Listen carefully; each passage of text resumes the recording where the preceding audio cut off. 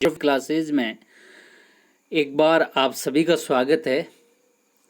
आज हम इस वीडियो के माध्यम से विश्व के उष्ण मरुस्थलीय भागों में निवास करने वाली आदिम जनजातियों का अध्ययन करेंगे। इससे पहले के वीडियो में हम विषुवतरेखीय प्रदेशों में निवास करने वाली आदिम जनजातियों का अध्ययन कर चुके हैं। आज हम इस वीडियो के माध्यम से उष्ण मरुस्थलीय प्रदेश में निवास करने वाली एक प्रमुख जनजाति का अध्ययन करेंगे, जिसका नाम है बद्दू जनजाति।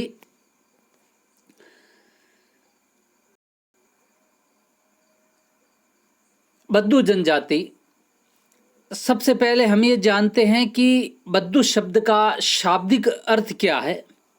बद्दू शब्द का अर्थ है खानाबदोश या भ्रमणशील या चलवासी, यानी कि ऐसा आदिवासी समाज जो एक स्थान पर स्थायी न रह करके एक नियमित अंतराल के साथ में अपने निवास स्थान को बदलता रहता है, भ्रमणशील रहता है, चलवासी रहता है। ऐसे समाज के लिए बद्दू शब्द का प्रयोग किया गया है। और निश्चित रूप से बद्दू भी खानाबदोश या चलवासी या भ्रमणशील आदिम जनजाति हैं। इसीलिए इसी चलवासी जीवन शैली के कारण ही इन्हें बद्दू आदिवासी के नाम से जाना जाता है। यदि हम बद्दू जनजाति के निवास क्षेत्र की बात करें कि ये वर्तमान में विश्व के किन किन क्षेत्रों में निवास करती है, तो निश्चित रूप से इसका एक निश्चित क्षेत्र है। एक बात तो तय है कि यह विश्व के उष्ण मरुस्थलीय भाग में निवास करती है, लेकिन ये कौन से उष्ण मरुस्थलीय भाग में निवास करती है ये हम देखेंगे कि इसका मुख्य निवास क्षेत्र कौन सा है। तो बद्दू आदिम जनजाति है, ये मुख्य रूप से दक्षिणी पश्चिमी एशिया में अरब प्रायद्वीप के उत्तरी भाग में हमद और नेफद के उष्ण मरुस्थलीय भागों में निवास करती हैं। अब यदि हम देखें कि ये हमद और नफद ये दोनों मरुस्थल क्या है, तो हमद का जो मरुस्थलीय भाग है ये मुख्य रूप से चट्टानी मरुस्थलीय भाग है, जहाँ पर चट्टानों का विस्तार अधिक है, जबकि नेफद ये एक तरह का रेतीला मरुस्थल है जो हमद मरुस्थल के दक्षिणी भाग में स्थित है। ये दोनों मरुस्थलीय भाग ऐसे हैं जहाँ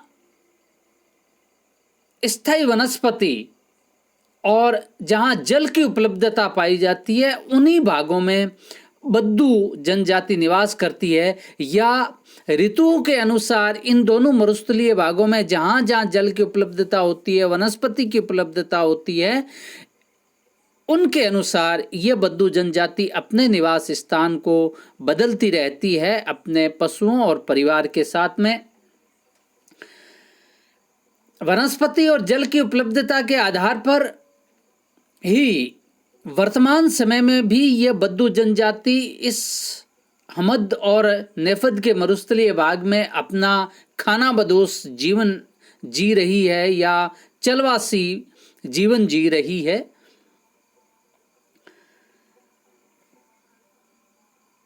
अब यदि हम बात करें कि जहाँ ये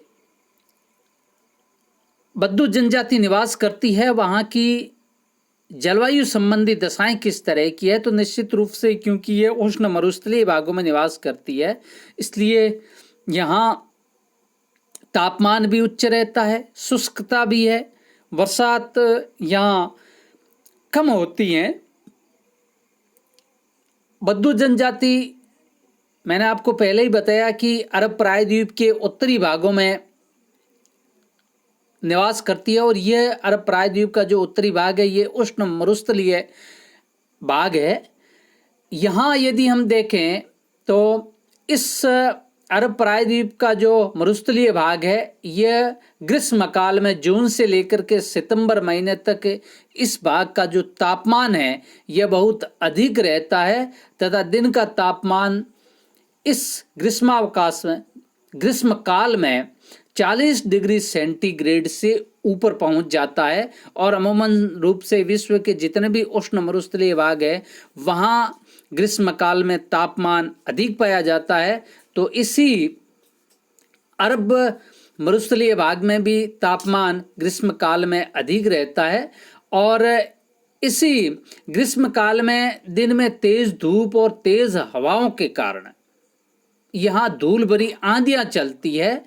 और इस ऋतु में, ग्रीष्म ऋतु में, इस भूभाग में बारिश नहीं होती है।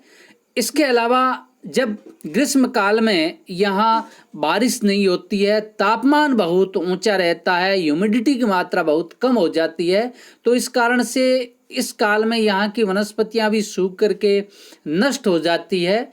यदि हम शीतकाल की बात करें, दिसंबर से लेकर के फरवरी महीने की बात करें, तो ये मरुस्थलीय भाग है, ये मरुस्थलीय भाग अत्यधिक शीतल हो जाता है, तापमान बहुत कम हो जाता है, तथा कभी कभी इस भाग का जो तापमान है ये 0 डिग्री सेंटीग्रेड से भी नीचे पहुंच जाता है, यानी कि हिमांक बिंदु से भी नीचे पहुंच जाता है, जिस कारण से इस भाग में रात के समय में पाला पड़ता है और कभी कभी हिमपात भी इस भूभाग में होता है। इसके अलावा शीतकाल की एक मुख्य खासियत यह है कि इस भूभाग में भूमध्य रेखीय प्रदेशों से जो भी पश्चिमी विक्षोभ आते हैं, इन पश्चिमी विक्षोभों के कारण इस अरब प्रायद्वीप के मरुस्थलीय भूभाग में शीतकाल में बारिश होती है। और इस बारिश के कारण यहाँ धरातल पर घास और वनस्पति उगती है तथा जलाशय भी पानी से भर जाते हैं। तो ये जो इस भूभाग की एक खासियत है, इस भूभाग के जलवायु की एक खासियत यह है कि इस भाग में ग्रीष्म काल में बारिश नहीं होती है, बल्कि शीतकाल में पश्चिमी विक्षोभ के कारण इस अरब प्रायद्वीपीय मरुस्थलीय भूभाग में बारिश होती है, जहां ये बद्दू आदिवासी निवास करते हैं। इस मानचित्र के द्वारा हम ये देख सकते हैं कि बद्दू जो जनजाति है ये अरब प्रायद्वीप के किन भागों में निवास करती है। जो छायांकित भाग है जो हमें दिखाई दे रहा है, मुख्य रूप से इराक, जॉर्डन की तरफ और लाल सागर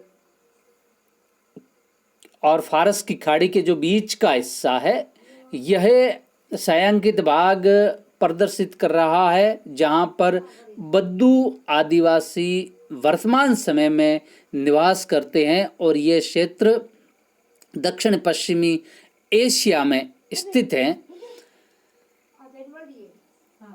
अब हम बद्दू जनजाति की शारीरिक विशेषताओं की बात करें कि वे कौन सी उनके शारीरिक लक्षण या शारीरिक विशेषता हैं जिनके आधार पर हम उनकी पहचान कर सकते हैं और उन्हें विशेष प्रकार की प्रजाति में शामिल करते हैं। तो बद्दू लोग हैं, ये मुख्य रूप से आर्मेनाइड और कॉकेसाइड प्रजातियों का मिश्रित रूप है। और इन दोनों प्रजातियों की जो भी शारीरिक विशेषताएं हैं, वे विशेषताएं इन बद्दू जनजाति में पाई जाती है, या हम इसमें देख सकते हैं। एक जो इसके शारीरिक कद की बात है, तो इसका शारीरिक कद है वो लंबा होता है, और शारीरिक कद की लंबाई है वो 160 से 167 सेंटीमीटर के बीच में होती है। जहाँ तक इसके चेहरे की बात है, तो इसका चेहरा लंबा और छोटा होता है, और इसके नेत्र भी काले होते हैं और बाल भी काले होते हैं, और इसकी जो चमड़ी का रंग है वो पीलापन युक्त होता है, जैसा कि आर्मेनाइड और कॉकेसाइड प्रजातियों की विशेषता है। तो निश्चित रूप से इसकी जो शारीरिक विशेषताएं हैं, ये विशेषताएं आर्मेनाइड और कॉकेसाइड प्रजातियों के मिश्रित रूप इसमें पाया जाता है। अब यदि हम बात करते हैं बद्दू जनजाति की व्यवसाय और उनकी अर्थव्यवस्था का, तो क्योंकि बद्दू जनजाति है ये चलवासी जीवन यापन करती है और ये पशुओं का पालन करते हैं, तो निश्चित रूप से इनका जो मुख्य व्यवसाय है ये भी पशुपालन है। और पशुपालन ये किसी एक स्थान पर रह करके नहीं करते, बल्कि ये चलवासी पशुपालन यानी कि एक स्थान से दूसरे स्थान पर भ्रमणशील रहते हुए ये पशुपालन करते हैं। और पशुपालन इन बद्दू आदिवासी की अर्थव्यवस्था का मुख्य आधार है। इन पशुपालक बद्दू जनजाति को हम सामान्य रूप से, सामूहिक रूप से अनाजा नाम से पुकारते हैं। ये आदिवासी जिन पशुओं का पालन करती है उसमें उनका मुख्य पशु ऊंट है, और ऊंट के अलावा ये भेड़, बकरियां, घोड़े और खच्चर को भी पालते हैं। ऊंट पालन बद्दू जनजाति में ऊंट का पालन उनकी प्रतिष्ठा का सूचक माना जाता है, उनके प्रतिष्ठा का प्रतीक माना जाता है।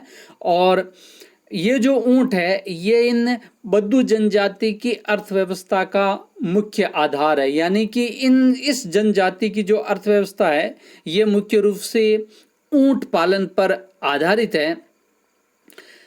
ऊंट पालने वाले जो बद्दू है उन्हें रुवाला नाम से जानते हैं, और ये जो रुवाला है इनका जो सामाजिक और आर्थिक स्तर है, ये समस्त जो बद्दुओं के अलग अलग समूह पाए जाते हैं या उनके वर्ग पाए जाते हैं या उनके गोत्र पाए जाते हैं, उन समस्त गोत्रों में इन रुवाला बद्दुओं का जो सामाजिक और आर्थिक स्तर है वह ऊंचा माना जाता है। अब इनके यदि व्यवसाय में बात करें कि ये ऊंट पालते हैं, क्योंकि मरुस्थलीय भाग में ऊंट एक ऐसा प्राणी है जो यहाँ आसानी से जीवन यापन कर सकता है, और यहाँ की जो वातावरणीय दशाएं हैं ये वातावरणीय दशाएं ऊंट के निवास के लिए अनुकूल है। इस कारण से इस भूभाग में रहने वाले बद्दू जनजाति है वो ऊंटों का पालन करते हैं। इसके अलावा जो ऊंट पालने वाले लोग हैं, मैंने आपको पहले ही बताया कि इनका सामाजिक और आर्थिक स्तर ऊंचा होता है, जबकि इसके विपरीत जो बद्दू भेड़ बकरियों का पालन करते हैं उनका जो जीवन स्तर है ये अपेक्षाकृत रूप से निम्न माना जाता है। बद्दू जनजाति जितने पशुओं का पालन करती है,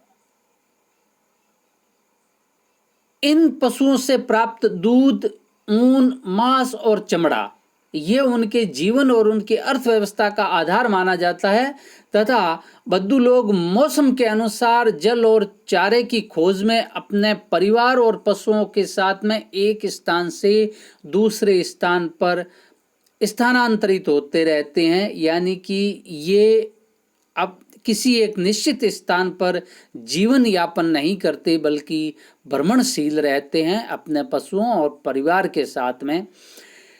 इसका एक मुख्य कारण यह भी है क्योंकि बद्दुओं का जो मुख्य आर्थिक व्यवसाय है यह व्यवसाय पशुपालन है, और बद्दू कृषि में ज़्यादा रुचि नहीं रखते हैं, और यदि वे कृषि करते तो निश्चित रूप से वो एक स्थान पर स्थायी रूप से जीवन यापन करते, क्योंकि बद्दू कृषि में ज़्यादा रुचि नहीं लेते। इस कारण से वे पशुओं के साथ में जल और चारे की खोज करते हुए एक भ्रमणशील या खानाबदोश जीवन यापन करते हैं।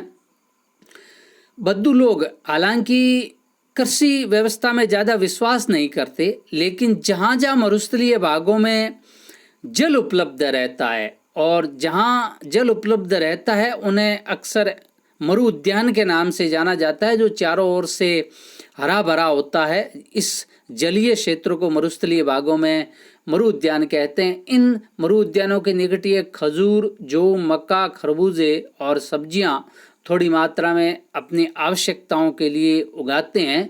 इसके अलावा ये लोग इनके समीपवर्ती भाग में निवास करने वाले किसानों के साथ में आपसी व्यापार भी करते हैं। ये लोग पशु और पशुओं से संबंधित उत्पादों को बेच करके उसके बदले में जो आटा, वस्त्र, कहवा, खजूर इत्यादि पदार्थों को ये लोग खरीदते हैं। अब हम बात करते हैं, क्योंकि मैंने आपको शुरू में ही बता दिया था कि बद्दू लोग हैं ये मौसम के अनुसार अपने निवास स्थान को बदलते रहते हैं, यानी कि शीतकाल और ग्रीष्मकाल में ये लोग अपनी निवास स्थान को बदलते रहते हैं, इसलिए इनमें मौसमी प्रवास पाया जाता है। ये लोग मुख्य रूप से अपने परिवार और पशुओं के साथ जल और चारे की खोज के लिए निरंतर रूप से गतिशील रहते हैं। ग्रीष्म काल में बद्दू है वह उत्तरी पश्चिमी मरुस्थलीय भाग, जिसे हम मध्य का मरुस्थलीय भाग कहते हैं और इसे हम सिरबन की वादी के नाम से भी जानते हैं। और ये जो मरुस्थलीय भाग है ये मुख्य रूप से चट्टानी मरुस्थलीय भाग है। इन ग्रीष्म काल में यह बद्दू आदिवासी इसी अहमद के मरुस्थल में या सिरबन की वादी में निवास करती है। ये जहाँ निवास करती है वहाँ चारागाह और जल जहाँ जहाँ उपलब्ध होता है उन भागों में ये निवास करते हैं। इसके विपरीत जब ग्रीष्म काल समाप्त हो जाता है तो उसके बाद में ये लोग अपने स्थान को बदल करके अहमद के मरुस्थल को छोड़ करके दक्षिण की ओर नफद के मरुस्थल की ओर बढ़ते हैं शीतकाल में। और ये जो नफद का मरुस्थल है ये मुख्य रूप से रेतीला मरुस्थल है। और यहाँ आने का एक मुख्य कारण ये भी है क्योंकि मैंने आपको पहले भी बताया था कि शीतकाल में भूमध्य सागरीय प्रदेशों से आने वाले पश्चिमी विक्षोभ के कारण इसी नफद के मरुस्थल में बारिश होने के कारण यहाँ जलाशय और चारागाह आसानी से उपलब्ध होते हैं। इसी कारण ये लोग शीतकाल में अहमद के मरुस्थल को छोड़ करके नेफद के मरुस्थल में निवास करने के लिए आते हैं। इस प्रकार से बद्दू जनजाति में मौसमी प्रवास पाया जाता है, यानी कि ये ग्रीष्मकाल और शीतकाल में अपना निवास स्थान जल और चरागाह की खोज के लिए बदलते रहते हैं। यदि हम बात करें बद्दू जनजाति के भोजन की, तो बद्दू जनजाति का जो मुख्य व्यवसाय है पशुपालन है और इनका पूरा भोजन है ये इन्हीं पशुओं पर निर्भर करता है। तो इनका जो ऊँटनी का दूध है ये बद्दू जनजाति का मुख्य भोज्य पदार्थ या पेय पदार्थ है। और ये लोग इस ऊँटनी के दूध को पीने के अलावा इससे दही, पनीर, मक्खन इत्यादि पदार्थ बनाते हैं और इन पदार्थों का उपयोग भी करते हैं। इस दुग्ध पदार्थों के अलावा ये लोग जो मक्का की रोटी, भेड़ बकरियों का दूध और मांस भी अपने भोजन में शामिल करते हैं। इसके अलावा बद्दू लोग हैं ये मुख्य रूप से कॉफ़ी के बहुत प्रेमी होते हैं। ये खुद पीने के साथ साथ अपने यहाँ आने वाले अतिथियों का सत्कार में भी ये कॉफ़ी उन्हें पिलाते हैं।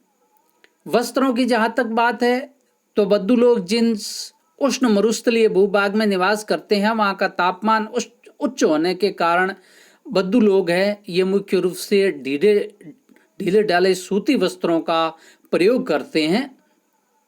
इनके जो वस्त्र है ये ऋतुओं के अनुसार बदलते भी रहते हैं। ग्रीष्म काल में इनके वस्त्र अलग होते हैं और शीतकाल में ये अलग तरह के वस्त्रों का उपयोग करते हैं। इन्हीं ऋतुओं के परिवर्तन के साथ वस्त्रों के बदलने का मुख्य कारण यह है कि यह तेज धूप, ठंड, धूल भरी आंधियों से अपने आप को बचाने के लिए इस प्रकार के वस्त्रों का, ऋतुओं के अनुसार वस्त्रों का उपयोग करते हैं। ये मुख्य रूप से सूत से निर्मित कुर्ता और पाजामा का प्रयोग करते हैं। इस पाजामा को हम चोगा भी कहते हैं। इसके अलावा ये लोग शीतकाल में भेड़ के चमड़े से निर्मित जैकेट का भी इस्तेमाल करते हैं, विशेष रूप से शीत से बचने के लिए। इसके अलावा ये लोग ग्रीष्म काल में धूप से बचने के लिए सिर पर एक विशेष प्रकार की टोपी भी पहनते हैं। यदि हम बात करें बद्दू जनजाति के आवास की, तो बद्दू जनजाति क्योंकि ये स्थायी रूप से किसी स्थान पर निवास नहीं करते हैं इसलिए इसी घुमक्कड़ जीवन शैली के कारण ही बद्दू लोगों का जो आवास है वह स्थायी नहीं होता, बल्कि ये अपनी आवश्यकताओं के अनुसार अपने जैसे जैसे स्थान को बदलते रहते हैं, उसी अनुसार वे अपने आवास का भी निर्माण करते हैं। ये लोग जिन स्थानों पर ठहरते हैं वहाँ खाल और कपड़े से निर्मित तंबुओं का पड़ाव डालते हैं तथा तंबू ही इनके अस्थायी आवास होते हैं, जिन्हें वे अपनी आवश्यकताओं के अनुसार गाड़ते और उखाड़ते रहते हैं। यानी कि वे जिन स्थानों पर भी जाते हैं, एक निश्चित अवधि के दौरान जहाँ वे रहते हैं, उन स्थानों पर ये इसी खाल और कपड़े से निर्मित तंबुओं को गाड़ करके अपना आवास बनाते हैं। ग्रीष्म काल में इनका पड़ाव है वो जलाभाव के कारण लंबी अवधि के लिए होता है। यानी कि ग्रीष्म काल में जब ये हमद के मरुस्थलीय भूभाग में रहते हैं, जहाँ जल के अभाव के कारण ये ज़्यादा भ्रमणशील नहीं रहते, बल्कि एक लंबे समय तक एक ही स्थान पर निवास रहते हैं। जबकि जब ये शीतकाल में नेपथ्य के मरुस्थल में आते हैं, तो इस नेपथ्य के मरुस्थल में बारिश अधिक होने तथा इस बारिश के कारण चारागाह की उपलब्धता के कारण ये अल्पकाल में ही अपना निवास स्थान बदलते रहते हैं। इसलिए शीतकाल में इनका जो आवास है ये जल्दी जल्दी ये बदलते हैं। बद्दू जनजाति जहाँ अपना आवास बनाती है, उस आवास के मध्य भाग में इनके समूह का जो मुखिया, जिसे हम शेख कहते हैं, उसका तंबू होता है। और इस मुखिया के तंबू के चारों ओर उस समूह के अन्य बद्दू लोग हैं, ये अपने तंबू गाड़ते हैं या लगाते हैं। एक समूह में बद्दुओं के एक समूह में लगभग 50 से 100 लोग शामिल होते हैं और ये लोग एक समूह में ही एक स्थान पर रहते हैं और एक स्थान से दूसरे स्थान पर भ्रमणशील रहते हैं और एक साथ ही अपने तंबुओं को स्थापित करते हैं। जहाँ तक हम बद्दुओं के सामाजिक संगठन और आचरण की बात करें, तो बद्दू इस्लाम धर्म को मानने वाली एक आदिम जनजाति है और इन बद्दुओं को हम सामूहिक रूप से अनाजा या अनेजिया के नाम से जानते हैं। यानी कि सामूहिक रूप से जितने भी बद्दू इस इलाके में निवास करते हैं, उन्हें हम अनाजा या अनेजिया के नाम से जानते हैं। और इन बद्दुओं के अनेक उपवर्ग हैं और इन वर्गों में जो सबसे महत्वपूर्ण वर्ग है उसका नाम है रुवाला। ये रुवाला मैं पहले ही बता चुका हूँ, ऊँट पालने वाली एक प्रमुख वर्ग है और इनका जो सामाजिक और आर्थिक स्तर है वो अन्य बद्दुओं के उपवर्गों से काफ़ी उच्च माना जाता है।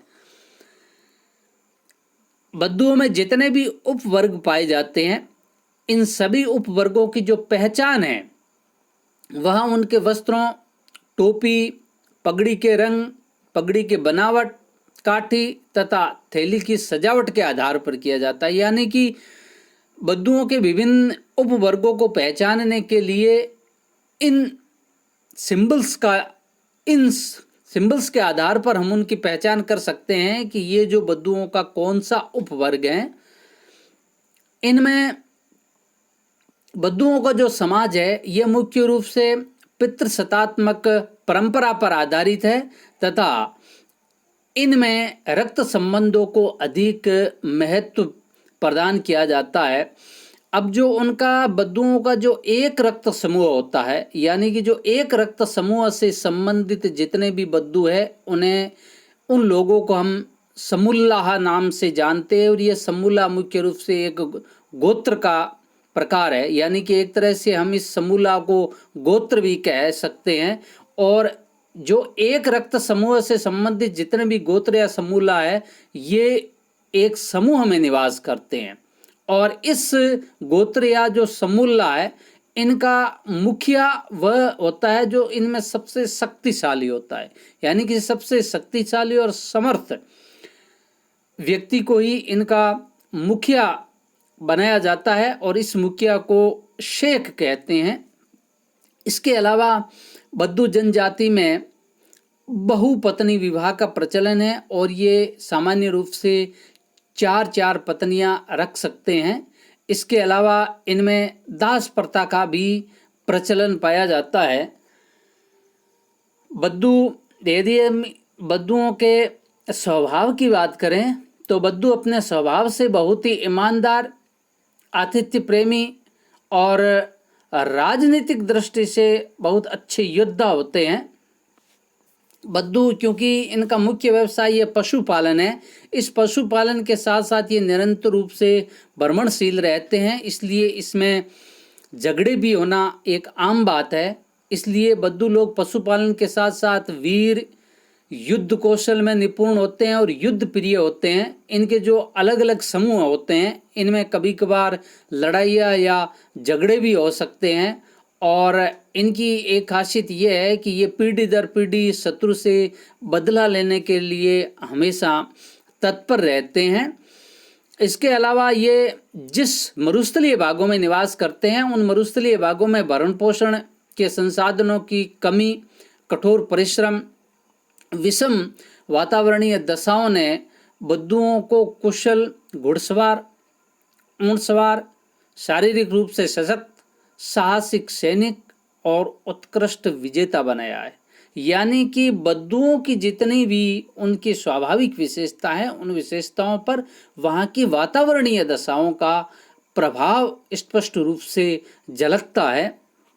इसके अलावा बद्दुओं की एक खास विशेषता यह है कि ये अपने शरण में आए हुए लोगों की रक्षा करते हैं, यानी कि अपने शरणागत की ये लोग रक्षा करते हैं।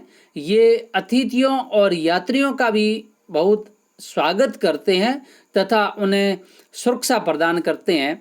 इसके अलावा यदि बद्दुओं में किसी शरणागत पर आक्रमण किया जाता है या इसे लूटा जाता है तो इस प्रवृत्ति को ये लोग बहुत बड़ा गंभीर अपराध मानते हैं, इसलिए ये अपने शरणागत की रक्षा करते हैं, उन पर आक्रमण नहीं करते और उन्हें लूटते नहीं हैं। और यदि ऐसा कृत्य किया जाता है तो ये जनजाति ऐसे कृत्यों को एक गंभीर अपराध की श्रेणी में मानते हैं।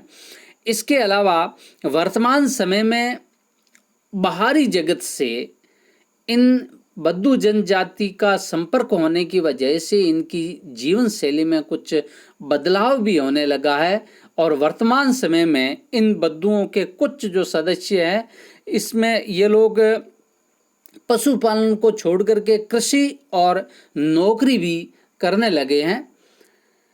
इस प्रकार से इस वीडियो के माध्यम से हमने अरब प्रायद्वीप के उत्तरी मरुस्थलीय भूभाग में निवास करने वाली एक प्रमुख आदिम जनजाति बद्दू के सामाजिक, उसके आर्थिक, उसकी भौगोलिक दशाओं का अध्ययन किया। निश्चित रूप से इस वीडियो के माध्यम से आपको बद्दू जनजाति के संबंध में महत्वपूर्ण जानकारी मिली होगी तथा आपके ज्ञान में वृद्धि हुई होगी। इस वीडियो को देखने सुनने के लिए आप सभी का बहुत बहुत धन्यवाद।